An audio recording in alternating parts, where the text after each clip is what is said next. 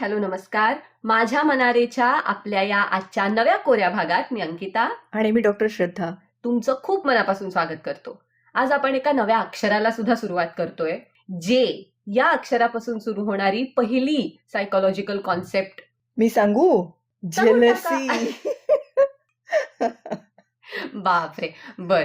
सतत सगळ्यांना वाटणारी भावना. तशा सगळ्याच भावना सगळ्यांना वेगवेगळ्या वेळेला वेगवेगळ्या तीव्रतेने वाटत असतात. हो. पण ही जरा जास्त जवळची, कारण आपण सतत असं म्हणतो की आजचं जग प्रचंड कॉम्पिटेटिव्ह आहे. सगळीकडेच तुम्हाला कॉम्पिटिशन आहेच आहे.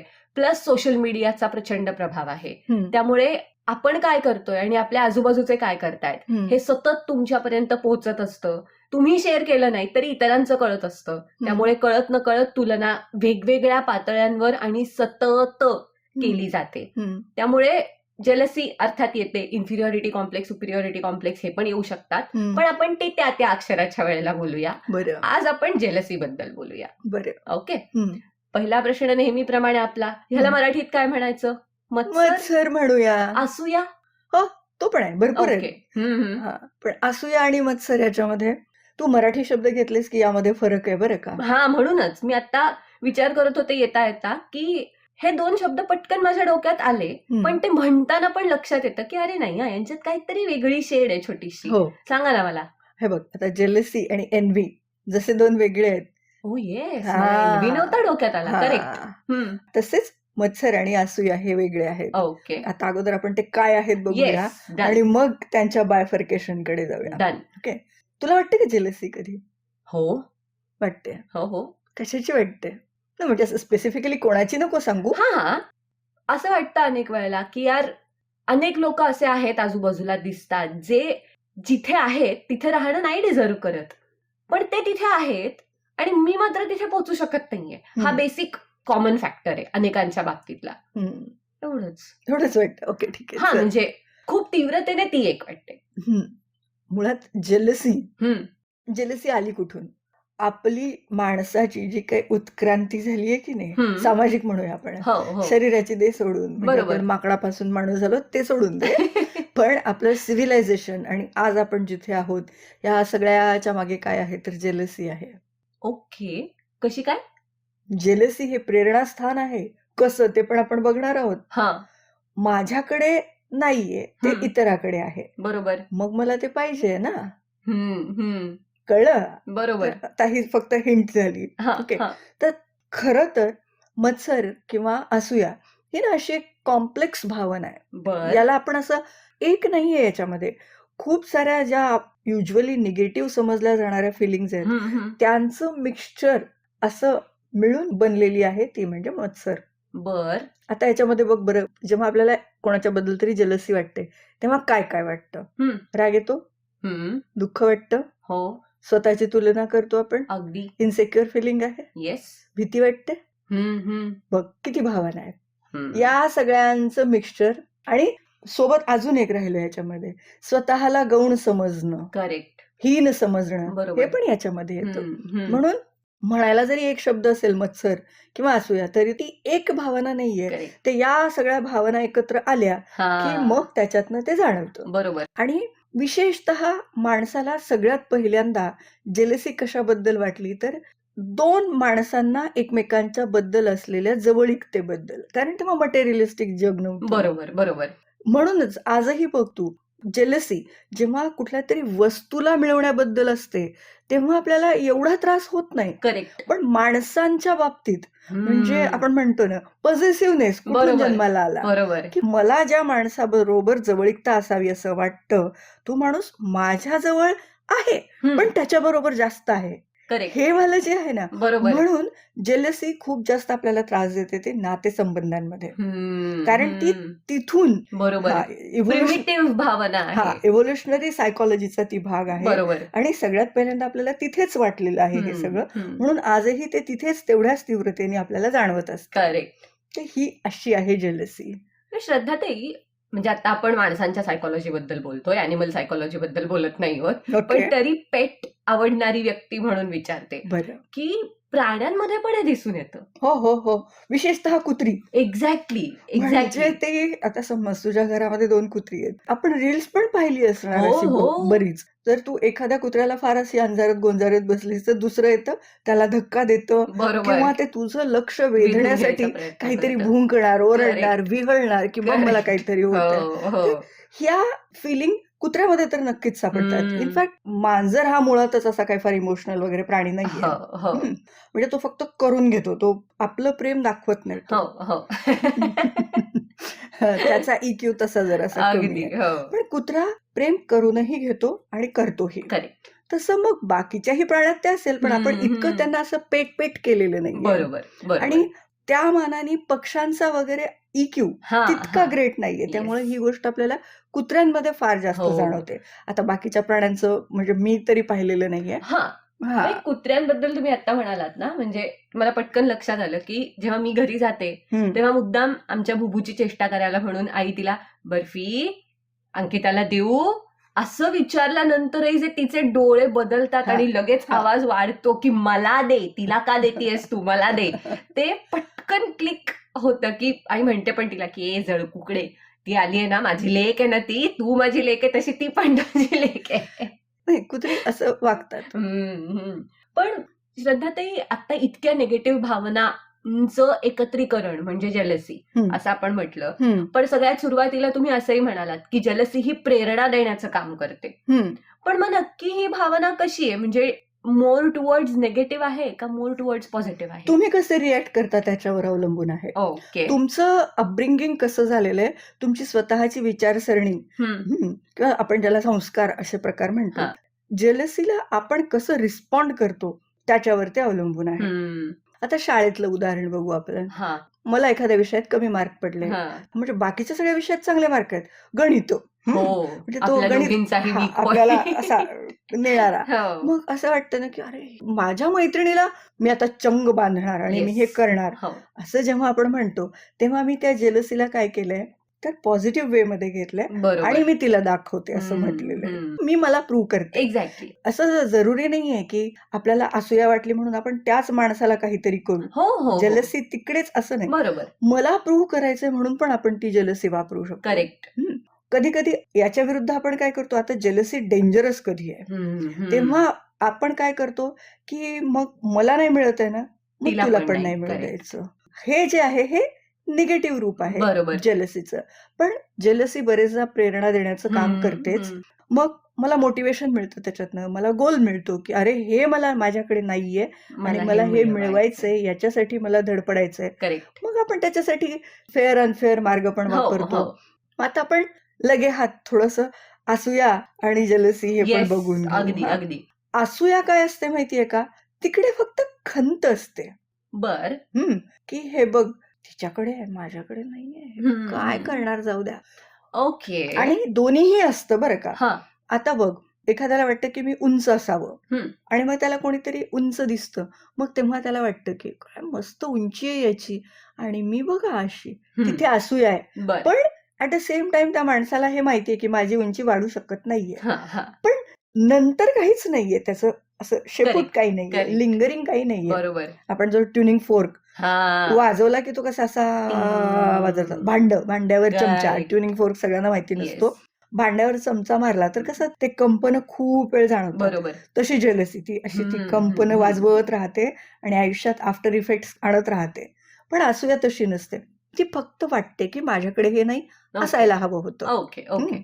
पण हा स्वीकार पण असतो कुठेतरी की नाही मिळणार आहे, हा किंवा नाही होणार आहे. हा, तितकं ते असतं, म्हणजे ते इतकं असं विखारी होत नाही, विखारी होत नाही ते. पण जेलसी तशी नसते. जेलसी युजली मटेरियलिस्टिक जगातली असते, जिकडे आपण काहीतरी हातपाय मारू शकतो अशा ठिकाणी ती येत असते.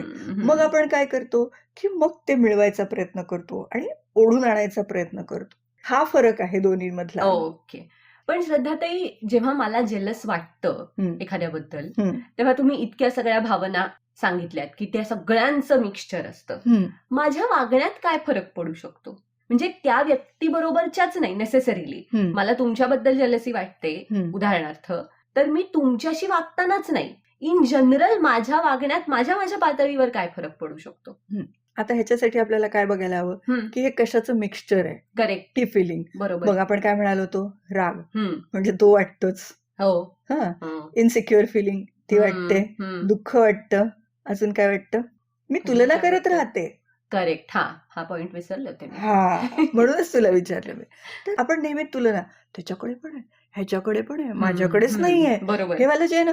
आणि या सगळ्या ज्या भावनांचं हे जे आहे गणित, मिक्सचर, बेरीज आहे ही जी, मग याच्यातलं प्रत्येक वेळेला वेगळं वेगळं वाटत राहतं. बरं, आता हे बाहेर कसं दिसतं? यातल्या प्रत्येक गोष्टी बाहेरच दिसतील असं नाही. आता एखाद्या माणसाबद्दलच असेल जेलसी, पॉझिटिव्हनेस म्हणू आपण इथे थोडा वेळ त्याला. सपोज तुझी आणि माझी मैत्री आहे, बरोबर, तशीच माझी आणखीन कोणाशी तरी मैत्री आहे. मग आपण 3 माणसं एकत्र आलो आणि मग मी फेअरली वागत असते, मी दोघींकडे इक्वली लक्ष देत असते. पण आता एका वेळेला 2 माणसांना नाही ना बोलतायत. बरोबर. मी जर जी तिसरी व्यक्ती आहे तिच्याशी बोलायला लागले तर तेवढ्या वेळात पण तुला वाटू शकतं की ही माझ्याकडे दुर्लक्ष करते, मला त्या व्यक्तीबद्दल जेलसी वाटू शकते. ही जेलसी त्या एखाद्या व्यक्तीबद्दल नसतेच, त्या मधल्या बॉन्डिंग बद्दल असते ती. पण मग प्रोजेक्शन आपण त्या बॉन्डिंग वर करू शकत नाही. आपण प्रोजेक्शन एकतर मी माझ्यावर करू शकते किंवा मी वड्याचं तेल वांग्यावरच काढू शकते, त्या बॉन्डवर नाही काढू शकते. म्हणून मग आपण माणसावर प्रोजेक्ट करतो. माणूस दिसतोय, बरोबर. मग कधी काय होतं की ते मी माझ्यावर, म्हणजे तू तुझ्यावरच काढणार, तू तुझ्याच वर ते एक्सप्रेस करणार, कधी तू माझ्यावर करणार, कधी त्या तिसऱ्या माणसावर करणार. मग याच्यामध्ये सगळेच भरडले जातात. बरोबर. आता राग, तू काय करशील? स्वतः रागात येशील. तू आमच्या दोघींवर जर का राग दाखवू शकत नसेल तर तू उठून निघून जाशील. माझा राग आला तर बस ना, तुमचं किती वेळ चालू आहे. तिसऱ्या व्यक्तीवर काय प्रोजेक्ट करशील? जा ना, आता तुला काही कामधंदे नाहीत का, आम्हाला काम करायचं, कळतं तुला? म्हणजे हे इथून सुरू होतं हा राग. आणखीन मध्ये दुसरं काय चालू असतं? तुलना. बरोबर. मग तुम्ही विचार करायला लागशील की असं मी काय करत नाही बरं की जी ही तिसरी व्यक्ती श्रद्धा बरोबर करतीये. मग ते 2 प्रकारे. एक, तू पॉझिटिव्ह वेनी पण करशील की अच्छा हे आहे तर मग मी हे पण मी करायला हवं, किंवा तू माझ्यावर तुझं खवळायला लागणार की मी नाही का करत एवढं सगळं, मग माझ्याकडे लक्ष नाही देत कोणी, हे दुसरं झालं. बरोबर.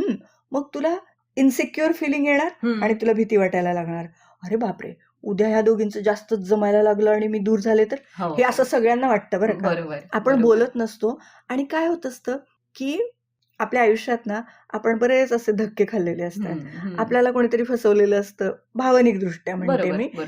भावनिक दृष्ट्या फसवणं म्हणजे त्या माणसाकडे दुर्लक्ष करणं. हेच आहे फसवणूक. भावनिक फसवणूक म्हणजे हीच असते की त्याला व्हॅल्यूच न, तेच बरोबर शब्द आहे की कसपटा समान मानणं किंवा त्याच्या अस्तित्वच नाकारणं, तुम्हाला दिसतच नाहीये असं समजणं, ही भावनिक फसवणूक आहे. मग आपण आजवरच्या आयुष्यामध्ये बऱ्याच ठिकाणी असं बघितलेलं असतं. आणि मग आपण आता सपोज मी मधला माणूस आहे, माझ्याबद्दल हे सगळं चाललंय, मग तू काय विचार करते की जाऊ दे, या माणसालाच जास्त जवळचं मानायला नको. बरोबर. हे आपण फार करतो बरं का. मग आपण चेक करायला लागतो की आपण खूप जवळ चाललोय का या माणसाच्या बद्दल, मग लांब राहू आपण. आणि मग आपण भिंती बांधायला सुरुवात करतो. करेक्ट. आणि मग आपण त्याच्यामध्ये अडकतो.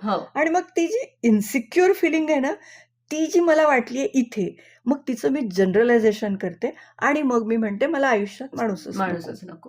करेक्ट. किंवा माणसं स्टेटमेंट देतात की मी एकटं जगायला शिकलीये, ते एवढ्या सहजासहजी नसतं. नको बाबा, परत हा माणूस त्याच्याकडे लक्ष देणार, मला जेलसी वाटणार, नकोच, माणूसच नको. बरोबर. हे ओव्हर जनरलायझेशन आहे आणि मग इन्सिक्युरिटीचा जन्म होतो आणि मग हे सर्कल सुरू राहतं. तर हे असं आपल्या वर्तनातून पण असं दिसायला लागतं. म्हणजे बघ, हे कुठं सुरू होतं, कसं दाखवायला लागतो आपण आणि ते कुठे पोहोचतं. तर असं आपल्याला वाटत राहतं. आता रागाचे एक्सप्रेशन्स प्रत्येकाचे वेगळे असू शकतात. तुम्ही मगाशी उदाहरण पण दिलं.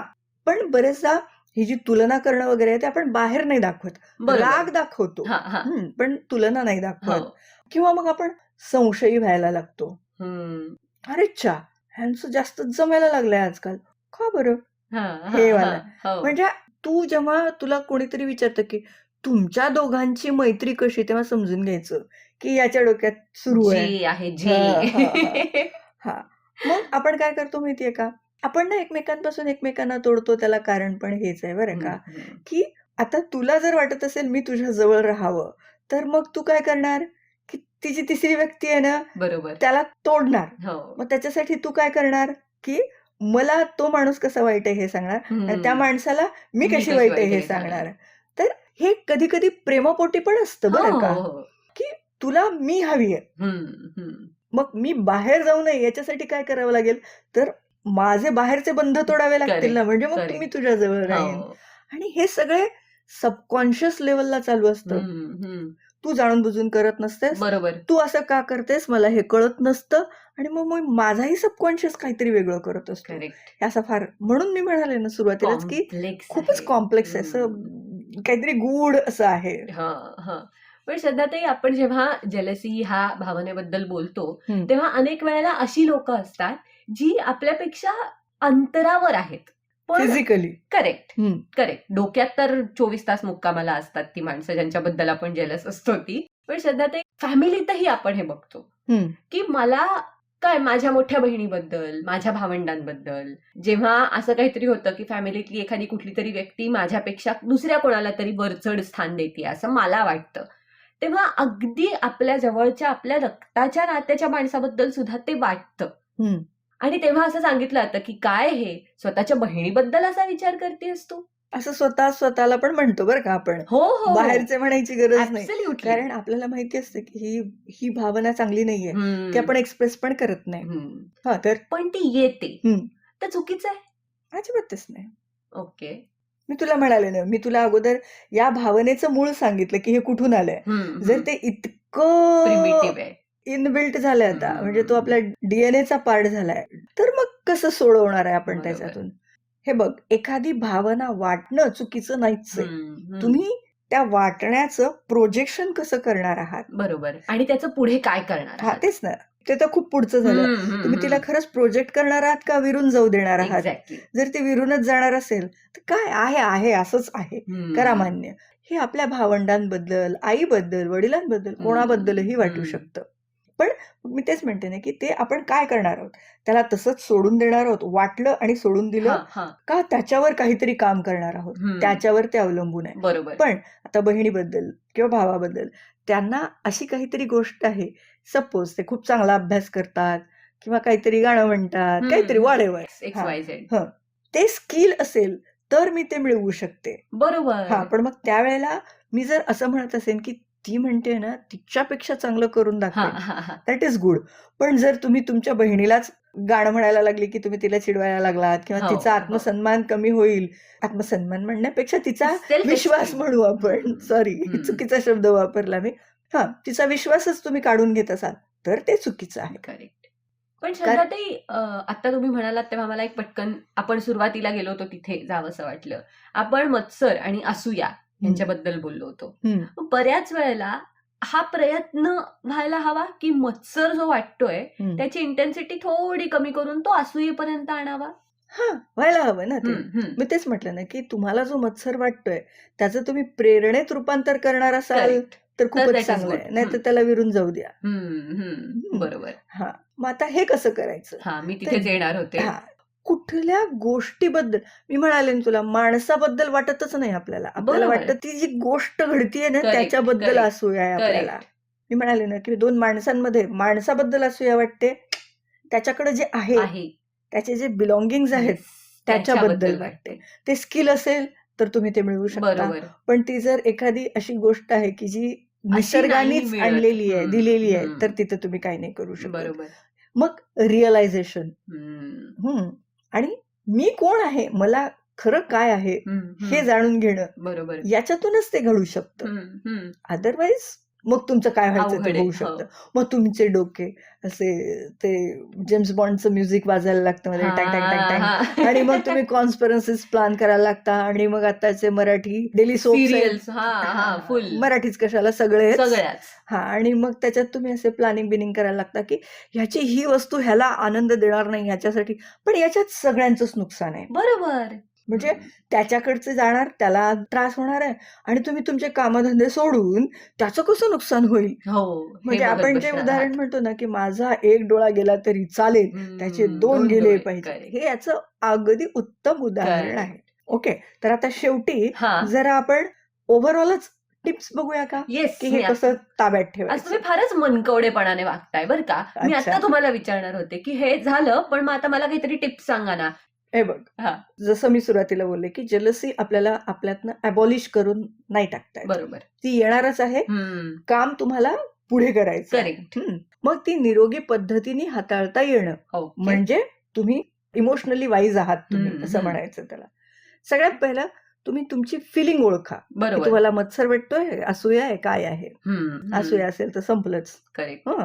मग स्वतःला विचारा कशामुळे वाटतोय, रूट कॉज शोधा त्याचं, की मला कशामुळे मत्सर वाटतोय. असुरक्षितता वाटतेय का, भीती वाटतेय का, माझा आत्मविश्वास कमी झालाय का, तिकडे काम करायला सुरुवात करा. किंवा काहीतरी गमावण्याची भीती वाटतेय का. सपोज एखादा माणूस गमावण्याची भीती वाटत असेल तर त्याच्याशी स्पष्ट बोला की बाबा आजकाल काय झालं, तू मला वेळ देत नाहीयेस, पण तुझं लक्ष तिकडे जास्त आहे, मग माझं काही चुकलंय म्हणून असं झालंय का. नाही, मला असं वाटतं की माझं काही चुकलंय असं म्हणूही नाही. आपण स्वतःला ब्लेम करायला लागतो आणि मग ती एक टिंग टिंग वेगळी सतत वाजत राहते की बापरे मी चुकले, बापरे काय झालं, आणि काय केलं. समोरच्या माणसाला पण आपण देतो हो तू चुकलाय. करेक्ट. म्हणून मग ओके, काही बदललंय का हे विचारा तुम्ही. म्हणजे तुम्ही तुमचं वाक्य कसं फ्रेम करताय, काही गडबडतंय असं वाटतंय का, तसं असेल तर सांग, आपण बोलू. बरोबर. हे कम्युनिकेशन आहे. करेक्ट. Healthy communication. आणि मग जर त्यांनी सपोज खरंच एखादं कारण सांगितलं तर तुमच्या बुद्धीला ते पटतंय का. म्हणजे एखाद्याने जर सांगितलं की तुझ्यातलं हे बरोबर नाहीये, उगाच तो म्हणाला म्हणून टू प्लीज दॅट पर्सन. बरोबर. जगातलं सगळ्यात वाईट काम काय आहे तर सगळ्यांना प्लीज करत राहणं. अजिबात नाही. मग तुम्हाला खरंच वाटतंय का, स्वतःचं अनालिसिस करा की अरे खरंच हे गडबडलंय का माझ्यात, तर ते दुरुस्त करायचा प्रयत्न करा. अदरवाईज ते सोडून द्या आणि स्वतःच्या प्रगतीवर लक्ष द्या. मग तो जो वेळ आहे तो तुम्ही पण दुसऱ्या कोणाला तरी शोधायला घालवा. तुमच्या आजूबाजूला अशी माणसं आहेत की ज्यांना तुम्ही हवे आहात. करेक्ट. तुम्ही ते शोधा. किंवा कोणाला तरी तुमच्या जवळची वेळ मोकळी ठेवा की जेणेकरून आता सपोज मलाही वाटतं की तुझ्या जवळ यावं आणि तू कोणाशी तरी बोलत असेल तर मी तुझ्या जवळ कशी येणार आहे. सो तुम्ही थोडे वेगळे राहा. जेव्हा आपण कुठेतरी नव्या संस्थेत किंवा असं कुठेतरी जातो, एका वेळेला 5-50 माणसं भेटतात. बरोबर. मग आपण बोलायला लागतो. पण मी म्हणते की जर का 2 माणसांना असं वाटत असेल की मैत्री व्हावी आपल्यामध्ये, तर त्या दोघांनी मिळून गेलं पाहिजे, तरच काहीतरी बोलणं होतं आणि ओळखणं होतं. हे करू शकता तुम्ही. आणि तुलना करा, पण मी काल कशी होते आणि मी आज कशी आहे, तू काल कशी होतीस आणि आज कशी मी कशी आहे, नाही मी कशी होते याच्याशी स्वतःशी तुलना करा. आणि आता मी जे सांगतेय ते आयुष्यातलं फार मोठं आनंदाचं गमक आहे बरं का. आपण हत्तीच्या सोंडे एवढ्या कडूने रेश मारायला घेऊया का. अच्छा, हा मनकवडेपणाच आहे ना, तू उचललं माझं वाक्य. तर कृतज्ञतेची प्रॅक्टिस करा. ओके. म्हणजे मला काय काय मिळालंय, भले ते तुम्ही मिळवलं असेल मेहनत करून. अगदी. मग त्याच्यात सगळ्याच गोष्टी आहेत की मला निसर्गाने हे दिलंय. सगळ्यात पहिलं निसर्गाने तुम्हाला बुद्धी दिली आहे म्हणून तुम्हाला हे कळतंय. करेक्ट. ही पण कृतज्ञता आहे ना. मग जेव्हा तुम्हाला काय मिळालंय याची तुम्ही लिस्ट करता ना, तेव्हा तुम्ही स्वतःला ओके या एवढ्या गोष्टी आहेत, स्वतःची श्रीमंती कळते तुम्हाला. बरोबर. म्हणून कृतज्ञतेची प्रॅक्टिस करा. जसं मी सांगितलं तसं खुला संवाद ठेवा, कम्युनिकेट करा आणि स्वतःचा आत्मसन्मान वाढवा. म्हणजे ओके, जगात माणसं आहेत, ती वर्थ आहेत, मी पण वर्थ आहे. कारण मलाही काहीतरी येतं, मला निसर्गाने इथे पाठवलंय म्हणजे मलाही काहीतरी 4 गुण देऊन पाठवलेत, 2 अवगुण देऊन पाठवलेत, सगळ्यांच्याच सारखं. त्यामुळे मी कोणापेक्षाही कमी नाही. कमी असेल तर मी रोजच प्रयत्न करतेय की ते सुधारण्याची. बरोबर. काय कमी आहे असं मला वाटतंय ते सुधारण्याची. तुला माझ्यात कमी काय दिसतंय ते नाही. करेक्ट. हे अगदी महत्वाचं. आणि मग शेवटी अगदीच हे तुम्हाला निस्तारताच येत नसेल तर आम्ही आहोतच, आमची मदत घ्या. बघ, मला शेवटी काय सांगावंसं वाटतं, बोलू ना शेवटचं काय आणखी काही आहे. अगदी. नाही, आपण छान क्रम फॉलो करत जसं डोक्यात होतं तसे शेवटपर्यंत आलेले आहोत. मत्सर हा काही शत्रू नाही, बशर्ते तुम्ही त्याला प्रेरणा म्हणून घेतलं तर. तुम्ही जर त्याच्यामध्ये माझा एक डोळा घालवायचा कसा ह्याचा विचार करत बसलात तर तुमचा एक चालला ना राव. लक्ष द्या ना तिकडे. म्हणजे उलट तुम्हाला जेलसी वाटते म्हणजे तुम्हाला स्वतःवर काम करण्याचा खूप मोठा स्कोप आहे. आणि सगळ्यात मोठा म्हणजे तुमच्यामध्ये जी इन्सिक्युरिटी आहे तिचा शोध घ्या, कुठून येते आणि स्वतःला सिक्युअर करण्याचा प्रयत्न करा. ते सांगणारे इंडिकेटर म्हणजे जेलसी आहे. Okay, that is an interesting perspective to look at jealousy. So श्रद्धाताई, आजच्या भागाचा शेवट करून टाका. ओके. तर मग माझ्या मित्रमैत्रिणींनो, पुढे पण आपण वेगवेगळ्या अल्फाबेट्सवर वेगवेगळे विषय घेतच राहूया. तुम्ही पण खुला संवाद साधत राहा आमच्याशी. आम्हाला वेगवेगळे विषय सुचवत राहा. आम्ही आमचा अल्फाबेटचा रूल तर फॉलो करतोच आहे, पण असं काही नाही, आम्ही तुमचे पण आलेले विषय नक्कीच घेऊ आणि अगदी मोकळ्या मनाने प्रतिक्रिया द्या. आम्ही जे काही करतोय ते तुम्हाला कसं वाटतं. आजच्या भागाला जोडून असंही सांगूया की त्यांना कशाबद्दल जलस वाटतं आणि त्याच्याशी ते कसं डील करतात, त्यांना काय अडचणी येतात, हे पण आमच्यापर्यंत पोहोचवा. नक्कीच. हा भाग ऐकताच आहात, या आधीचे भाग शोधून ऐका, या पुढच्या भागांवर लक्ष ठेवा. आमच्या चॅनल समोर दिसणारं बेल आयकॉन प्रेस करून ठेवा, म्हणजे नवा भाग आला की तुम्हाला नोटिफिकेशन येईल. आणि आजच्या भागात इथेच थांबूया. पुन्हा भेटू जे या अक्षरापासून सुरू होणाऱ्या नव्या कॉन्सेप्ट सोबत. तोपर्यंत लाईक करा, शेअर करा, सबस्क्राईब करा. माझ्या मनारे. नमस्कार.